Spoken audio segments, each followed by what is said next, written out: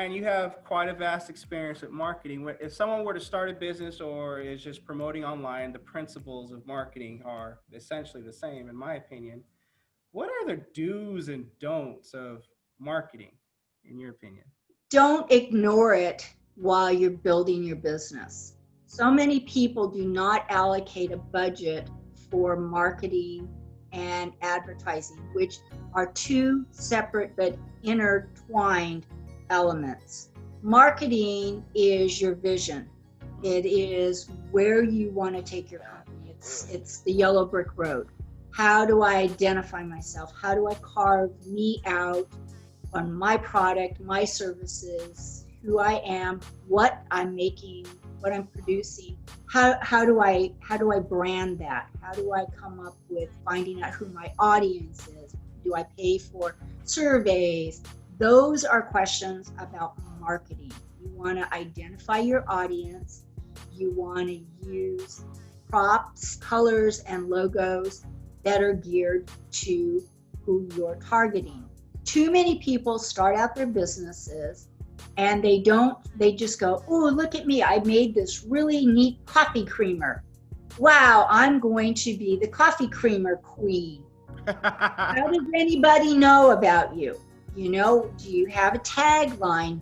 What makes you different? Why would anybody want to drink your stuff? What is it that makes you tell me your story?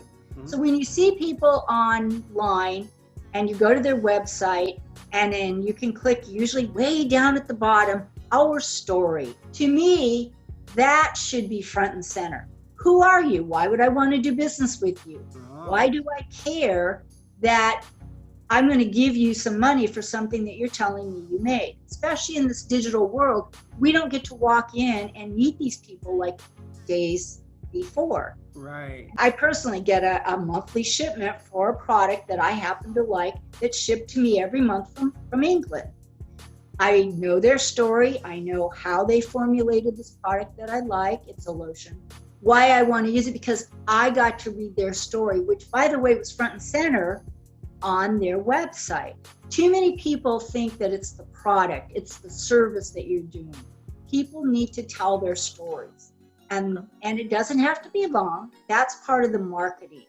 And don't be afraid to tell your story. Don't be afraid to have a tagline, something that's important to you. Nathan, with your company here, the up, with your come up. Yeah, come up. That's your tagline. That's your marketing. Now you're advertising it by putting it out there on a card, on a newsletter, on a video tube feed, all of these things. That's how you're marketing your idea about who you are and what you are all about and why people want to be associated with you. You want to know who you're talking to and what triggers that audience to engage with you. And those are the things that you first need to find out. Then you can design the advertising to go for it. Why do you think we see red bows on Lexuses at Christmas time? Red bow, Christmas. They don't do that at Valentine's Day. They don't do that on Mother's Day. I know red kind of incites action, the color red. That's right. That's right. And blue has a calming effect. And green, you think it's expensive. Colors have a lot to do with it. Again, marketing, designing your logo, coming up with what is going to get somebody to remember you. People crave personalization. The reason Starbucks has become what it has is they started out with these small coffee shops. They got their act together. They knew people like to come in, grab a muffin, a nice cup of coffee, and before I go to work, I can sit down in this little coffee shop atmosphere and have my coffee and my donut. So nobody did that. They put in couches and lounge chairs and tables where you could put your computer, and you could find 2 or 3 on most college campuses. You can find one on almost every street corner because they're a neighborhood attraction. So their coffee's good, but what they really gave the world was atmosphere. And that's marketing.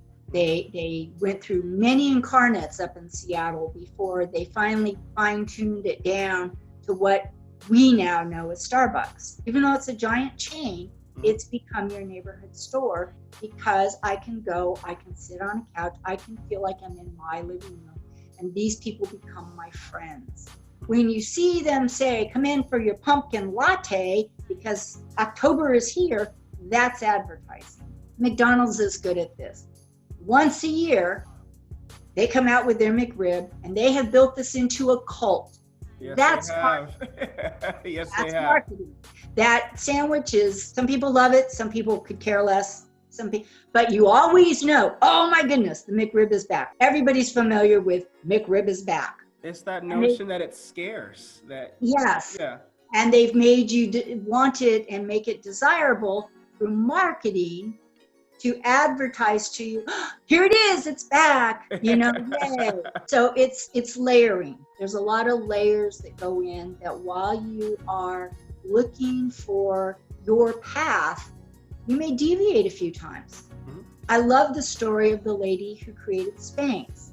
Mm-hmm. She did it quite by accident. I don't remember all the details of, she was getting dressed for a party or in the pantyhose. It was something to do with all of that. But she realized what was happening and found a way to monetize it and presented the world with Spanx. And my goodness, what woman probably in the world doesn't at least know of, if not own, 2 or 3? And what man in the world does not enjoy? Keep that left tap, girl. Bring it back and drop it. In marketing, what you try to do is you break down everything to its smallest element. What do you want people to know? You want them, and what action do you want them to take? Do you want them to call you for advice, of which you have a billable hour? Do you want them to buy something that you produce? Maybe you want them to hire you to be a speaker or a consultant or the equivalent of using, again, your knowledge and your influence. Once you actually hone in on what it is you are all about and what your product is, you tell a very brief story. My dad could not drink coffee creamer with sugar in it. I got frustrated one day and started throwing a bunch of stuff together, and voila, guess what? I did. I came up with this non-sugar coffee creamer.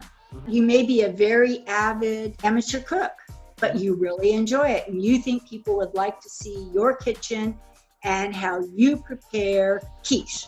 Mm-hmm. You do it really cool, and you want everybody to see this. First, you got to find out, can you zero in on that? Can you monetize that? Do you want to become a cooking expert, or do you want to just become somebody who got an accolade because they won an award making a quiche? So if you played good show and tell in school and when you were younger, you'll be great at marketing. And get extra credit too while you're at it. There you go. What people need to do is allocate a budget for that. Because you can have the greatest non-sugar coffee creamer, but if nobody knows about it and nobody goes to buy it, it's close your eyes and tell me what you see. And transparency is good too. You just gave me a remembrance. There's a YouTuber named Stephen Graham who was a real estate agent in LA, but he has the most popular YouTube channel. The reason is because he's so transparent with everything from his income to what he makes on his channel, and people just gravitate to it because he's done in a fresh way. And some people are honest, but they only give a couple. He gives you a story like, I have nothing to hide, and people just seem to gravitate towards that. So your story, it's your story. So yeah. Barbara Cochran. Well, Barbara Cochran, I think, has become a sheer genius in marketing and advertising. She is. She sells herself as an endorser to local realtors, and she will do a commercial. You pay her, and she will do a commercial where she actually shakes your hand and speaks the words that say, I would trust this person in the Indianapolis area to be my realtor because I am Barbara Cochran. I have built up the biggest real estate firm. See, again, she's validating herself. I have sold more real estate than anybody in this city, this is the person I deal with because they have all those same values and they're the same kind of person. So not only is she transferring her endorsement, she is personally attesting to the fact that this is her chosen person. I wouldn't have known this lady from anything, but all of a sudden she's become the authority on who would be a good agent. I know the behind the scenes on a lot of these things. A lot of that is what you're willing to pay for, but she also does only endorse people that are, haven't had complaints. They don't have their license ever suspended or under review. She does have some qualifications before she just randomly takes somebody. She's built up her brand, and her brand not only has increased her business in New York City because she's became identifiable, she also then branches out and endorses other people and has her networks. Tell me your story.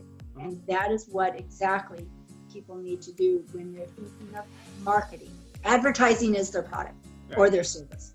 Okay. But when they're trying to validate, why would you come to me? That's marketing. Diane, thank you again for coming on today. And thank you guys for watching. And today's episode is sponsored by Yapix Web Design and Graphics. Until next time.